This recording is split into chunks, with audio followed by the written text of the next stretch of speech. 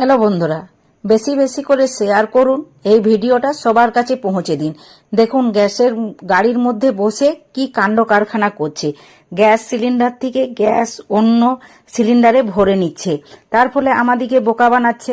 আমার ঘটনাটাই বলি, আমার গ্যাস যায় প্রায় 2 মাসের কাছাকাছি। অনেক সময় দেখি যে 10 দিন 15 দিন আগে শেষ হয়ে যাচ্ছে। এইভাবে চলতে থাকে, তো আমার খুব সন্দেহ হলো। তখন আমি একটি ওয়েট মেশিন কিনে নিয়ে আসা করালাম।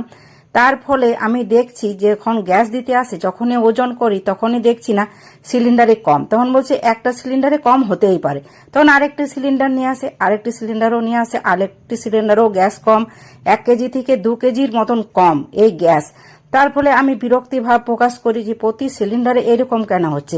তখন বলছে আপনার মনের মধ্যে যদি এতই সন্দেহ হয় তাহলে আপনার গ্যাস আপনি নিজে থেকে নিয়ে আসবেন, আর আমি আপনার গ্যাস নিয়ে আসবো না।